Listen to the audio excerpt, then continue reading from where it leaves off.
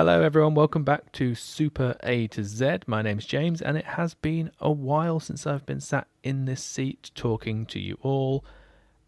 I've had a bit of a break, as I'm sure you're well aware, and I'm really glad to be back. I've been looking forward to getting back and to recording again, and I'm really glad to be back and to be doing this. There are going to be a few changes going forward, but nothing that are likely to come across all that much in the actual show itself.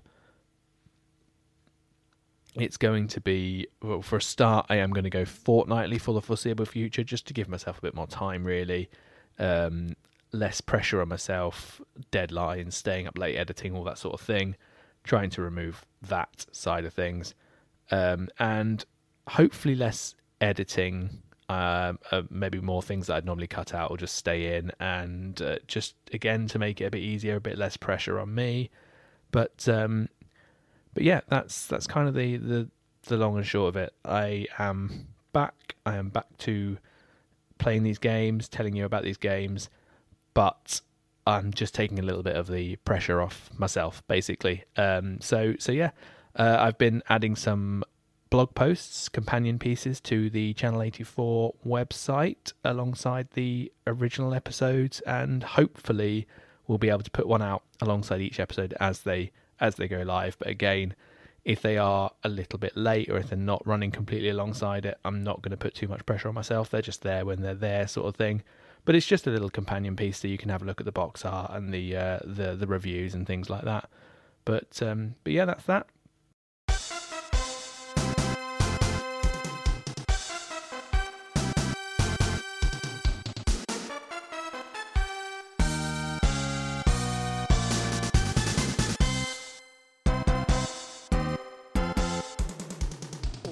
This week's episode, we're going to go straight into it. We are going to be playing ABC Monday Night Football. Now, I have played this quite a long time ago, so a lot of this is just coming from my notes, coming from memory, that sort of thing. I didn't play it again in preparation for recording this episode, as you will soon find out why. So yeah, a lot of this is from memory. I did originally intend to upload this for sort of around about the start of the NFL season, but now we're into the thick of the NFL season. So yeah, that's that. So ABC Monday Night Football may come as no surprise. It's an American football game. This episode then is dedicated to my brothers over in the US, Trev, Press, anyone else from the Goldfist that might be listening. This one's for you. I am going to have to try and explain American football a bit in this episode, so I will do that. So apologies to anyone, any American listeners, anyone that knows anything about American football, about how basic my understanding is, any mistakes I might make as well. Feel free to get in touch, tell me how much I've fucked it up. Yeah, sure, I can take that. But before we get into any of that, let's look at the publisher and developer of the game itself.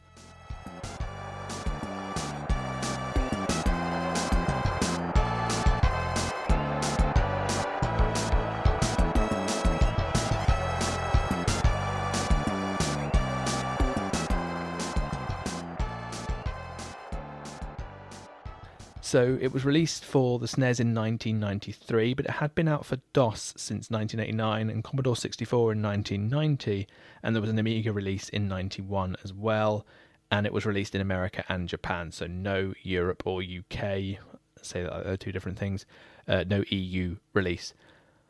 The developer and publisher were both the same. It was Data East, a Japanese company that started in the 70s, released over 150 games until they went bankrupt in 2003. They also dabbled in engineering. They made electrocardiogram equipment for ambulances and also the world's first portable fax machine when fax machines were the future. I guess a portable fax machine was kind of the first way of being able to send and receive a text. So we all kind of have that in our pockets now, but at the time that would have been huge. They released a large amount of arcade games and arcade ports to home consoles. They developed and published the Joe and Mac games, Captain America and the Avengers, and they had an extensive series of licensed pinball machines from various franchises like The Simpsons, Jurassic Park, Star Wars, Star Trek, loads more. A company called G-Mode now own most of the games, and the Data East logo. They're a mobile gaming company. They've re-released ports of a lot of the games on mobile since, and that's kind of about it for the developer. So at this point, I would normally and will take a look at the credits. But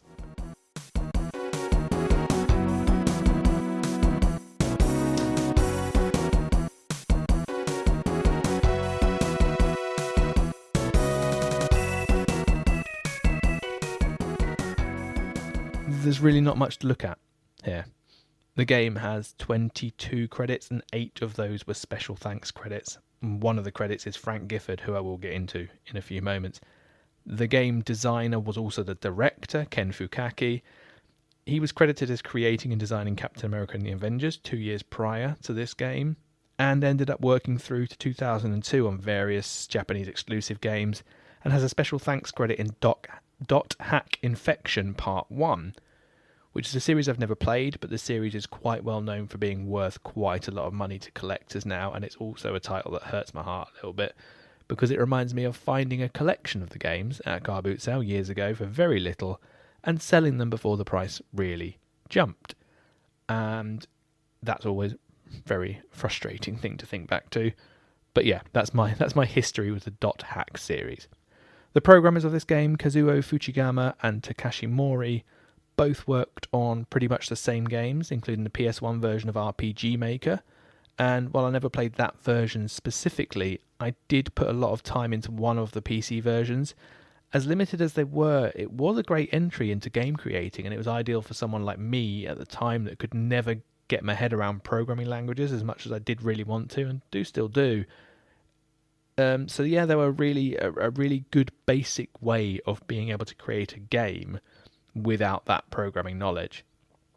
Credited as the sound creator on this was Seiichi Hamada, also known as Atomic Hamada, who has credits on 43 games and is a hell of a musician, working on games like Shenmue, Shenmue 2, Sonic and Sega All-Stars Racing, Windjammers 1 and 2, Daytona USA, just a ton of incredible music to look back on. So it does make it a bit of a shame that this game really didn't have any of that. Just nothing memorable, really. The theme tune to the TV show ABC Monday Night Football has been recreated, and other than that, it's all very basic jingles and music. So I guess now is a time to get into that, because there isn't really much more to say about the credits.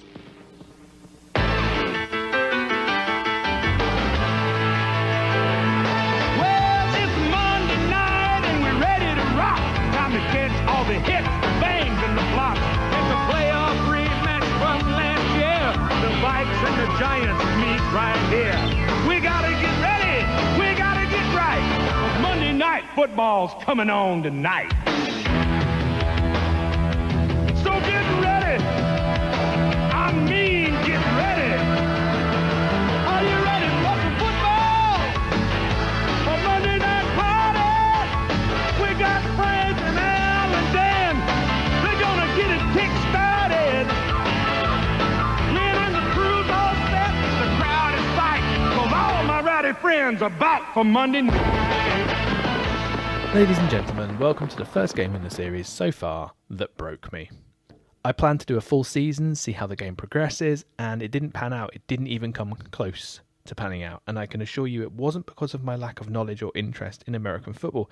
In fact, when I started playing it, it reminded me that I did actually play a few Madden games in the past and really enjoyed them. And this reminded me kind of why I remember that I really quite like the game and have a semi-rough idea of how to play. So very quickly, for those of you who don't know how it works, American football is almost like a combination of a sport, a contact sport, and a strategy game. And I get that most sports require some form of strategy, but this is kind of different. It's like you're laying out your pieces prior to a play. And the game is very much a give and take, planned set pieces working for and against until a play really works, and then the physical sport aspect comes in with a huge pass down the field or a long run to the end zone.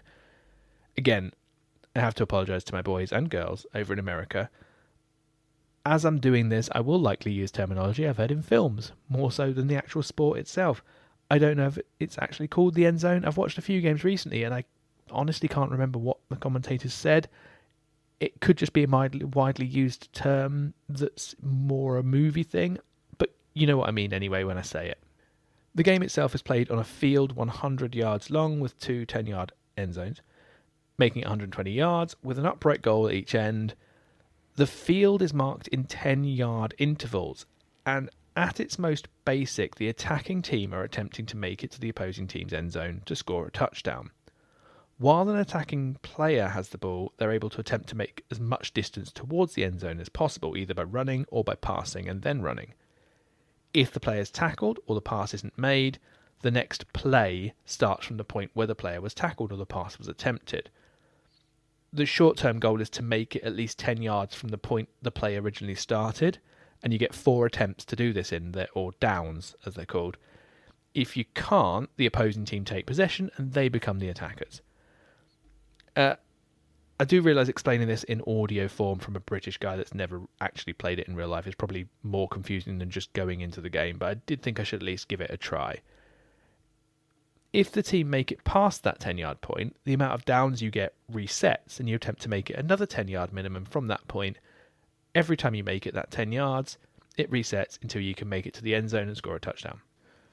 Once a touchdown is scored, you then attempt a field goal for an extra point, which is just an attempt to kick the ball between the two upright goalposts. At any point during an attack, the team can choose to punt the ball, which is just kick it, boot it downfield. It will give away possession, but gives you a chance to get the ball much further away, which is worth doing when you know you're about to lose possession, and it means the opposing team won't be as close to your end when they're attacking. Probably the worst explanation of American football rules you'll get, especially for my American listeners, who are probably yelling at their phones or whatever they're listening on, but that's all I got. So yeah, the game is actually really fun. I love the strategy aspect, picking a play, trying to execute it, and hoping the opposite team haven't picked their own play that'll mess your strategy up. There's not much better than attempting a Hail Mary pass all the way downfield and it ending with a touchdown. It's just a shame this game doesn't give you that feeling at any point at all. If anything, it just made me angry. But before I get into the gameplay of it, ABC Monday Night Football had the license to use the Monday Night Football logo, music, and even the announcer, Frank Gifford, who was on the show for 27 years. It didn't have the NFL license for the teams or players, which does seem quite a strange thing to go as far as getting the license to use the name of the show that's been running from 1970 and still running today, but not go as far as to get some real names. Just another disappointment this game offered, annoyingly. There were a couple of features I liked. The game does let you edit teams and names, so you could build your own database of real players, which I always like to have in a game. And if the game was good, it would be something that you could have put some hours into and spent building the real players, teams and everything across all the 28 teams in the game. The first game of the season I played was in the snow, so there are multiple different weathers to play in, which is another nice feature, but I don't think any of them make any difference at all, besides visual. So it's a nice visual feature, but doesn't change the gameplay in any way. There's also a little detail I like where you'll be, for example, on your second down, you've got 7 yards to go to reset your downs again. You make a run through the middle, get tackled. You've made pretty good progress, but you can't tell instantly whether you've made that 7 yards. They get a little animation where the ref comes on, some guys with a tape measure come on to check to see whether you've made it or not. It's just a nice little thing, and I will give it credit for that. The game also automatically saves replays for particularly good plays that you can go back and watch again from the main menu. And there's a couple of nice 16-bit cutscenes, and the digitized version of Frank Gifford is done quite well as well. But that's really about it, and I really had to scrape the bottom of the barrel to think of those positives. Digitized Frank Gifford being one of the positives. And I haven't mentioned the gameplay at all. Will give you a clue. So let's get into the bad then. I'll start with the graphics. They're not awful for 93, but they're far from good. The crowd is just a static block of coloured pixels. Not even a hint of any animation. The Mode 7 looking spin the camera does when possession's given to the other team is really choppy. And the players weirdly all look exactly the same, besides team colours.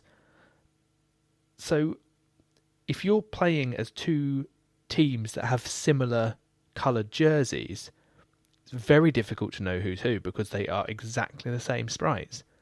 The perspective for them is really out too. It's played from a low angle behind your team and the players are mostly small with very little detail, but sometimes as the opposing team run towards you, they get larger. But the goal downfield doesn't seem to change size at all, and the players just look the same size as the goal, and they just didn't get the perspective right at all on it.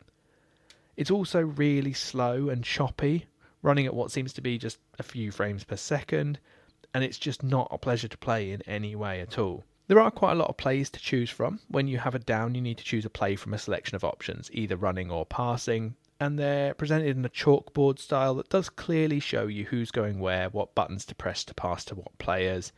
So I guess that probably should have gone in the positive column, but I think I only managed to complete one pass, and attempting to run through the defence always seemed to be the best option, so I didn't really consider it all that much. I started by playing a single game and literally used the same play over and over and managed to win by a pretty big margin. But when I started a full season, the difficulty just spiked massively and I couldn't get much to work at all. I tried passes, I tried running, and every time it just seemed to be intercepted or just stopped. Maybe if I owned this game and I had months to work out which teams were easier than others, I'd learn what the best plays were, but in the time I had, there just didn't seem to be much that worked at all. The other annoying thing about the season was there was no easy to look at table of results, no stats besides a win-loss table you can look at from the main menu, but it's not the easiest to navigate at all. I did find some more, which I will go into a little bit later when I talk about the box art, but what was the main problem for me is there isn't a season section of the game as such, so when you go to select season from the main menu, you would expect to then go to another menu with some options, but when you choose season, it just instantly drops you into a game. It's just so bare bones all the way through.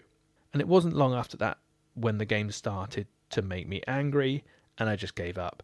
The biggest factor on that is these special plays you can use. There's a run and a pass. Once you execute them, they show you a nice 16-bit interactive cutscene.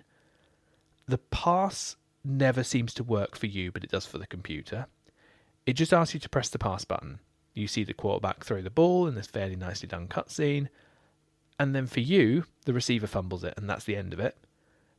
If it's the computer, the pass is complete and you get a button mashing minigame where you have to chase the person with the ball to tackle them.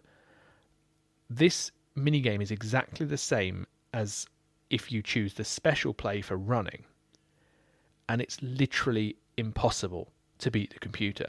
It's a typical track and field style button mash, watch a meter fill up, but the computer's meter fills up instantly, and you get maybe 3 or 4 blocks filled in the meter. So it's basically an instant touchdown that the computer can use twice, but you can't benefit from it twice, because even with the pass, if you happen to make that pass, you still have to beat the computer at the button mashing minigame, which, as I mentioned, is impossible. So 2 free touchdowns for a computer and none for you. It's just massively unfair. It just seemed like the game was a hastily put together cash grab game. They grabbed a license that was cheaper than a full NFL license and made a game that was pretty much a series of what other games would call quick matches, but tied together with a very convoluted way of tracking the most basic of win-loss stats. Ultimately, there just isn't enough here.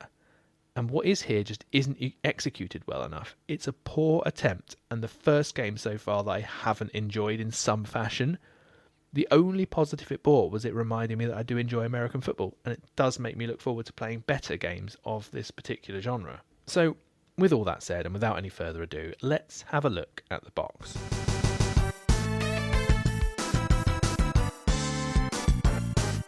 The front of the box is a very zoomed in image of an American football. It has the ABC Monday Night Football logo in the corner, and weirdly the edges of the image start to become pixelated. I don't know if that's their way of saying it's like football, but it's actually a game. It's just really boring cover. The back of the box says, and this will be important later, so try and keep it in your mind. Hard-hitting graphics and play-by-play sound bring every grunt and groan to life. Chalkboards of pro-designed offensive and defensive plays. Super Play mode zooms into a close-up of the action. 28 primetime teams with their own personality and field prowess. Relive the action with instant replay. Monitor players' stats and save them with a Super Save Stats feature. So real, it hurts. Unsurprisingly, I have issues with some of these things. Firstly, hard-hitting graphics. Besides the super play cutscenes, which are exactly the same every time, so they do get repetitive, I wouldn't consider the graphics in this game hard-hitting at all. And the play-by-play sound is very limited, very repetitive, and definitely nothing to shout about. The chalkboards of Pro Design plays, sure, that's fine, I'll give it that. Super play mode zooms to a close-up of the action. Yeah, technically true as well, but I don't want to discuss the super plays. They were the most frustrating part of the game. 28 primetime teams with their own personality and field prowess. The teams are hardly primetime when they aren't real teams, and I didn't see anything that suggests the teams have their own personalities. Maybe if you play for weeks it's something you'd pick up on, but definitely nothing I noticed in the time that I'd played. Relive the action with instant replay. Again, accurate technically, but who would want to? Monitor players' stats and save them with the Super Save Stats feature. Now this one confused me, and this is what I said earlier about I would come back to this, because there didn't seem to be any indication the player's stats changed, and I didn't see anywhere where you could monitor them. So I went back for another look, and I did find a stats page in the rankings section of the menu. Again, completely unrelated to the season or anything, it's just rankings at the bottom next to settings. I just don't know why they can't let you choose season, and then once you're in the season, then have a list of options and things that you can choose to look at. It's massively unintuitive and just not fun at all. The player stats also didn't seem to change. It's just a table of season stats like passes, sacks, touchdowns. So ultimately that is my bad, but if the game wasn't so fucking frustrating, maybe I would have discovered more. The box is 50-50. I will give it accurate because I did miss some things and that's on me, but the box art is still shit. So with the reviews, I expected to find a lot more about a game with the Monday Night Football license from American magazines, but actually mentions were fairly few and far between. Most mentions were from Electronic Gaming Monthly, the first being a very early preview from their July 93 issue that said, "A brand new football game is on its way. Just like on TV, you can experience the thrills and spills of the real thing. Tremendous scaling effects are predominant throughout, from the simple toss of the coin to the kickoff. The graphics are very crisp and the players are quite detailed. If you're an armchair quarterback, this game is for you." So, very minimal, typical, small, short preview. Then in August 93, Superplay, a UK magazine specialising in import games, had an American Games wrap-up that briefly mentioned it, saying, "Yep, you've guessed it, yet another American football game, this one based on ABC's TV sports coverage. High point has to be the Superplay feature." Superplay feature gets brought up quite a lot, and I feel like when they actually got to try it, they would realise it's far from a high point. Just below that, under a screenshot, it said the sheer number of American football games currently on sale in the States is simply overwhelming. We're still not sure how to choose between them. This made me wonder how many were released between 93 and 94. So I did a bit of research, and it turned out across both years, 14 American football games released. So there definitely seems to be a huge amount of oversaturation for them at the time. Bearing in mind now, we get one, maybe two a year at a push. Sometimes they delay, they skip a year. So yeah, 14 across a year period essentially. It's crazy. EGM reviewed the game in their December 93 issue. They gave it a 2-page spread. And this is the same one that did the preview for it in 93. Just listen to this review, which I'm going to read in full. "If you have ever wanted to be part of Monday Night Football on TV, then get ready for Data East's ABC Monday Night Football. That's right, sport fans, you can now enjoy ABC Monday Night Football any night of the week. The hard-hitting graphics and play-by-play sound brings every grunt and groan of the game to life. You get all 28 teams and a massive pro-design playbook, which you can change around to your liking. Another great feature is the power play feature. Zoom in tight on the action and still be a part of the gameplay, or review it all on instant replay. Frank Gifford calls every down and gives halftime stats to show you how well you're doing in the game. So catch all the bone-crushing fast action you see on ABC's Monday Night Football anytime." Do you recognise anything there? Do you remember when we looked at the box? So the first thing in the box says, Hard-hitting graphics and play-by-play sound bring every grunt and groan to life. Let's just nip back to the review again very quickly. First line of the review. Hard-hitting graphics and play-by-play sound brings every grunt and groan of the game to life. Huh. Next line in the back of the box. Chalkboards of pro-designed offensive and defensive plays. Okay. A massive pro-designed playbook, which you can change around to your liking. Pro-designed, mentioned twice. We've got 28 primetime teams with their own personality and field prowess. You get all 28 teams in a massive pro-designed playbook. I'm sorry. They didn't play the game. Some of that is literally word for word from the back of the box.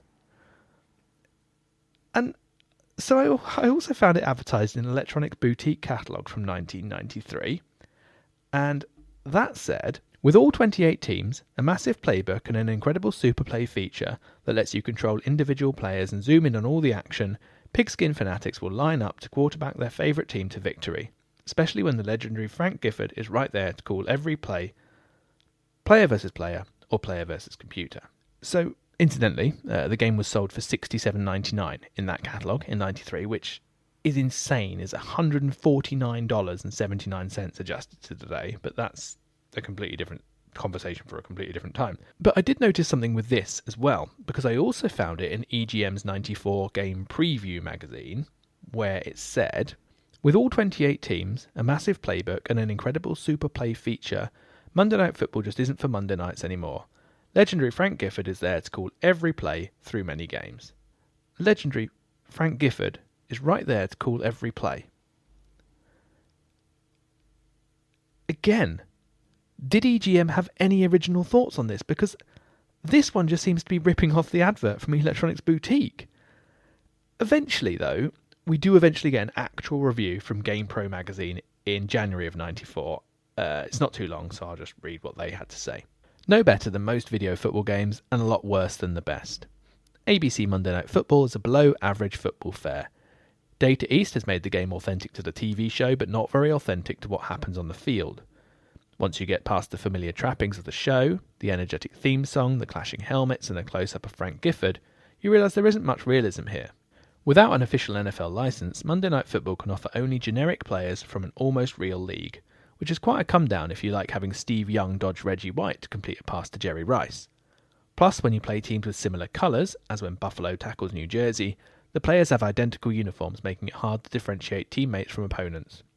Also weakening the realism are the limited number of plays, the 13-week season, speedy receivers who get tackled from behind, and a final Super Monday Night Football game, whatever that is.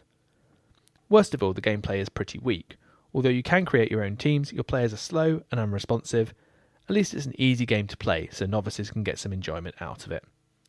In this day and age of 5-player Madden football with passing windows, real players and high-impact action, ABC Monday Night Football plays like yesterday's card. So at least we finally seem to have a magazine that's played the game and seems to have similar issues to what I have had with the game as well.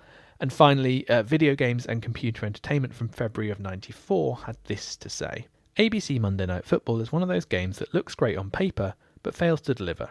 It starts out okay with an excellent intro featuring the trademark crashing helmets and distinctive music that begins every telecast.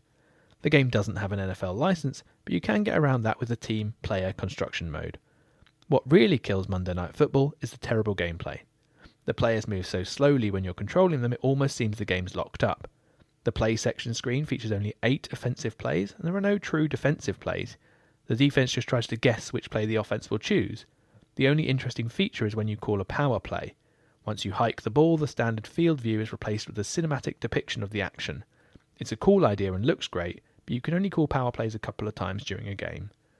The game features some clean digitised speech courtesy of Frank Gifford, but the samples are few and repeated so often you'll wish there was a way to turn them off.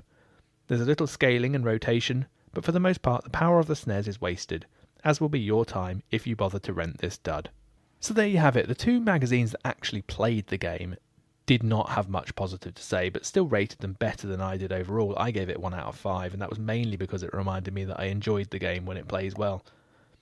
Question is, could someone else have enjoyed this? Could this been a favourite of the system? And I would love to say, no, fuck off ABC Monday Night Football.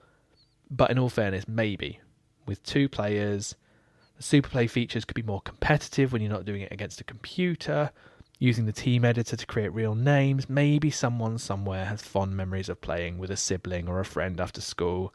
So, okay, ABC Monday Night Football, you win this round, but I'm 100% not happy about it. So, there you go, that's that. That's another game down. And normally this is where I'd say another episode down, but this episode, my big comeback, comes with a surprise. I need to wash the taste of this game out of my mouth. So, hello everyone, and welcome back to Super A to Z. Yes, you are getting 2 for the price of 1 this week, but don't get too excited because this one is shit too.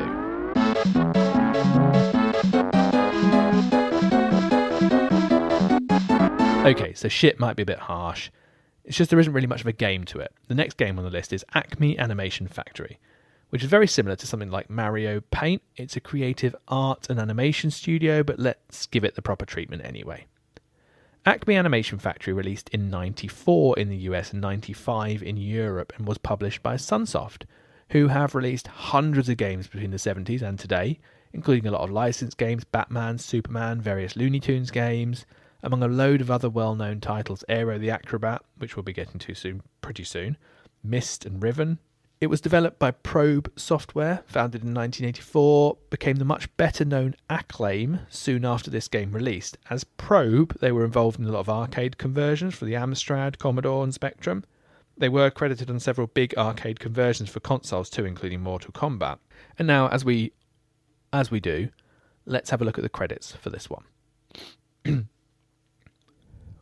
One of the people that did the music for Acme Animation Studio was Steve Collette, who was credited on 49 games, including Alien 3 for the SNES, Mortal Kombat 2 for the Game Boy, a few arcade racing games for the PS3 and 360, and a game called The Sexy Brutale, which I definitely recommend if you've not played it. It's a PS4, Xbox One era game.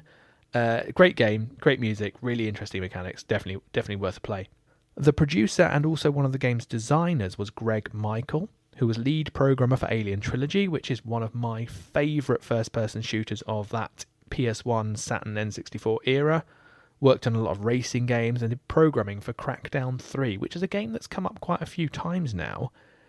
He was also credited on the absolutely amazing Goat Simulator, although it's not really clear what he did on that game, but he was credited for it, so I'll take it.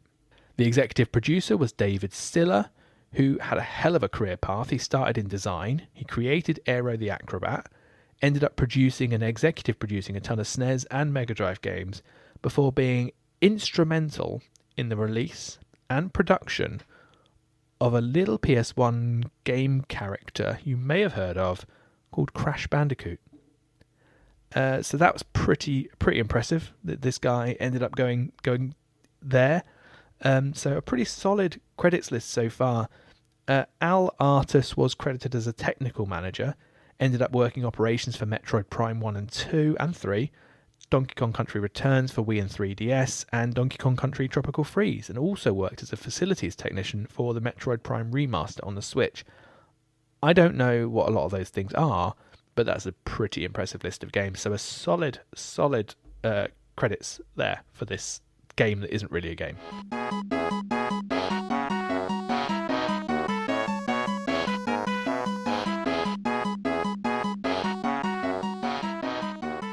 So for this game that isn't really a game, there isn't much I can say about the gameplay because there isn't really any. There is a card matching minigame you can play and a music editor thing, but the majority of the game is drawing backgrounds, placing animations on them, colouring, that sort of thing.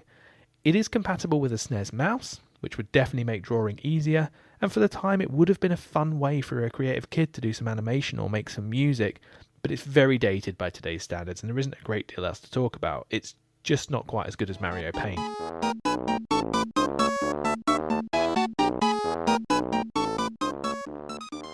The box has some nice Looney Tunes art with a mix and match between Bugs Bunny and Daffy Duck, where Bugs' head is on Daffy's body and vice versa. Very nicely done, bright, eye-catching for the kids. The back of the box says, "Get set to draw, partner, and design, paint and animate too. Acme Animation Factory is more than a video game. It actually lets you create your own cartoon adventures starring your favourite Looney Tunes friends. Create and save cartoons to watch any time. Choose from a full menu of Looney Tunes scenes and characters, or draw your own. Colour your creation any way you want, then add titles and create music. Use your control pad or the Nintendo mouse to make it even easier. Step into the Acme Animation Factory, you'll come out cartoon crazy." No arguments here for any of this, besides maybe saying it's more than just a video game, because I think there's an argument to say it's not a video game at all, but I'll let it off and say that it is an accurate box.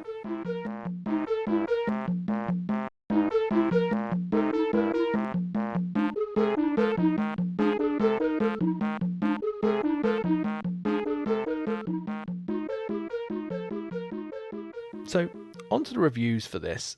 It was mentioned in Superplay, September of 94, and mentioned in Video Games and Computer Entertainment, September of 94 as well. It was shown at the Summer Consumer Electronics Show. It also had another brief mention in the next issue in a list of upcoming games. There was a full-page ad in the next issue as well, which was really nicely made. It shows Bugs reading a newspaper. I will put it on the accompanying blog post on channel84.co.uk for you to have a look at. But no actual review in the magazine at all from what I can see. It just kind of dropped off the radar after that. I did find a review in Game Pro magazine. It was the only review I could find in their February 95 issue. And they said, "As in Mario Paint, Acme Animation Factory enables younger artists to use various painting and music programs. Diversity is the key to this game's attraction. Tired of sketching? Colour the unpainted drawings. Composed enough music? Play the mix and match or create a fully scored cartoon. With Warner Brothers characters as hosts, each area provides plenty of mind-stretching entertainment. The bright, simple graphics are mixed with cheerful, cartoony sound effects and music. More voices would have been nice. With the point-and-click icons, the easy controls let you do everything efficiently. This game might inspire a whole new generation of animators." So a pretty positive review, and I can understand why, but I am here for games, so there wasn't enough here for me to dedicate a full episode to, really, which is why I've just kind of tacked it on to the end of this episode. And that's that. Another game down, another episode down, 2 for 1 this time.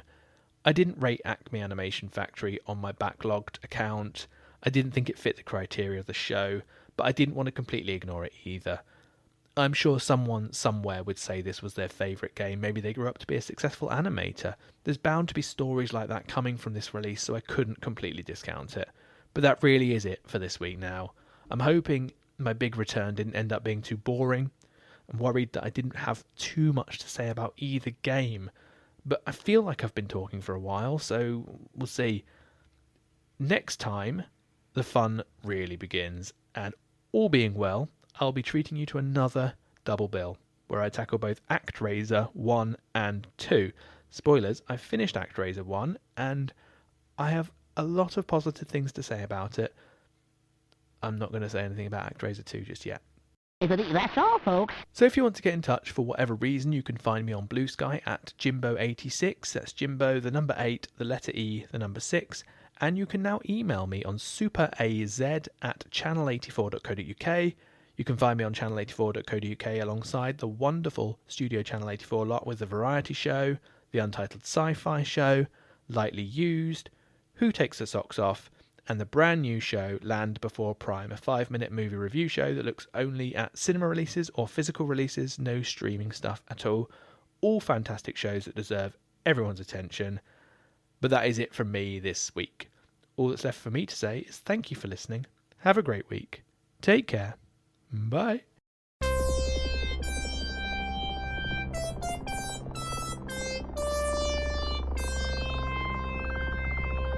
This was a Studio Channel 84 network show.